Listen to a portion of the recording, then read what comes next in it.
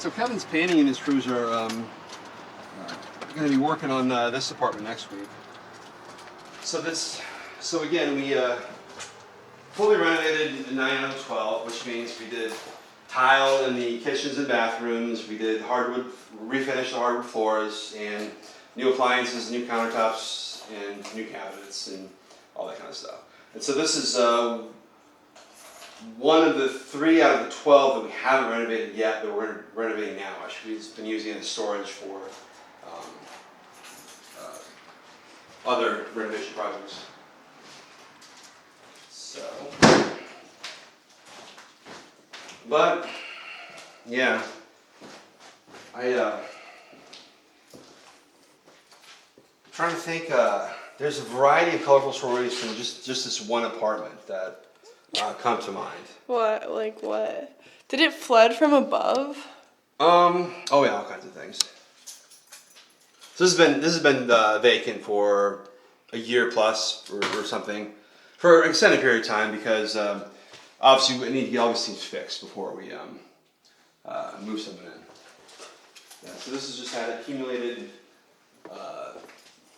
A small leak becomes a big thing. So, for example, in here, there's a radiator there. Well, there's a radiator exactly above it too. They just leaked, and so that's what messed up the ceiling there. So, getting the plumbing stuff fixed first, so there's no more leaks, is ideal, because then you're not fixing the drywall and painting forever.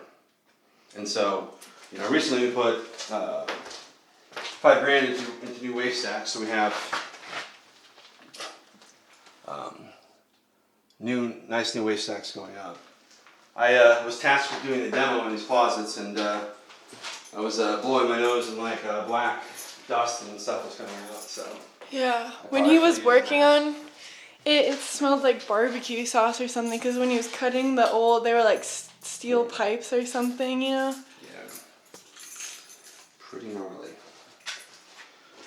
So I think right before I moved into this, so we were building the Sokol building. We placed that in service like very end of 2016, and so right before that, I'd moved from Iowa City and I was living in the 12plex, as were Jesse, who was going to do the Sokol basement, and as were Sarah Barrickman and Bryce, who are going to be running the restaurant on the main level of the Sokol building. So Sarah and Bryce lived here in this apartment, and they had this was like they had a big like lazy-boy recliner and the TV here, and I remember like falling asleep watching Narcos in this spot. It's a cool TV room, yeah. And I was staying where Aaron's room is now. Who's Aaron? Aaron lives the dogs. Yeah. But then probably 6 years ago, or no, it was 2013, I think it probably was. There's a gentleman here that apparently sold marijuana, and had a sad incident where he had a pit bull, and his pit bull passed away, and apparently his customers realized that, and so they came in here with one of his marijuana customers allegedly came in here with a AR-15, and the tenant was like, oh, and freaked out and ran, and he was a portly, a bigger guy. Ran to get like his handgun or something, and so then the guy shot him a few times, and then ran off. Fortunately, the tenant survived, but he got shot in one arm pretty good, and that was the main thing. But I came in here afterwards, and there was like a pool of blood in the kitchen. And kind of like, blood all over the place. That's and, scary. He had run out the back door and,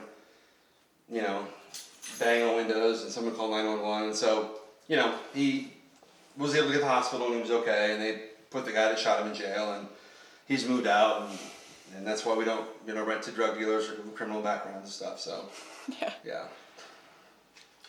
But you gotta be careful. One time, there's lots of screams and shouts around here, but one time there was this guy, because, my old apartment used to be the windows were to the parking lot, and this guy was, 3 in the morning, help me, and he was, limping, and I was, watching him from my window because, I'm from California. I'm like pretty suspicious of everyone. Yeah. And I guess what's the guy who lives, down there?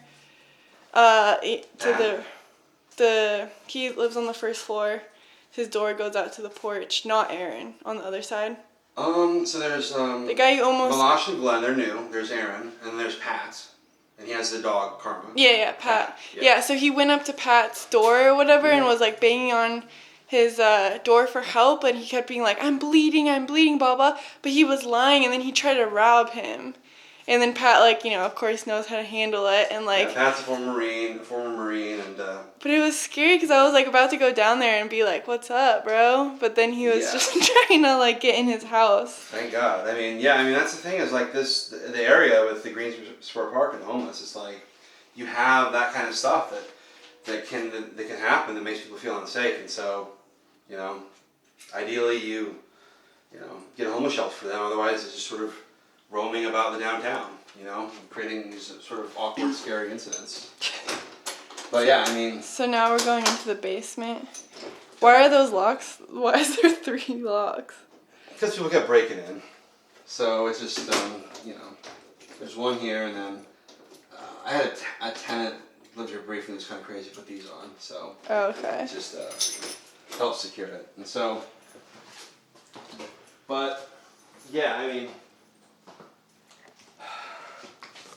so they made me so crazy that like I look at that and I'm like, they're burrowing through the stone to get inside. Because they used to get into that area all the time. Huh. So we boarded that up like crazy. And then back. And now we have I had a carpenter to frame it up, strengthen it, and we have 2 deadbolts and the knob in here. And so since this has been done, this back door has been secure and solid. Nobody's been able to get in through this back door with these 2 deadbolts like this. And then, of course, at one point they got into the bottom of it, so we had that boarded up. Get the backyard cleaned up on Wednesday. And how would you guess that they get into the basement through this area? I don't know. They go through here, yeah. So we had to bolt down and weld down this thing.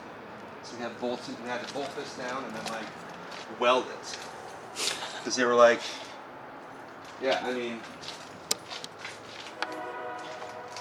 And then today at 12 p.m. I have a contractor plumbing because I just noticed that the washer feed.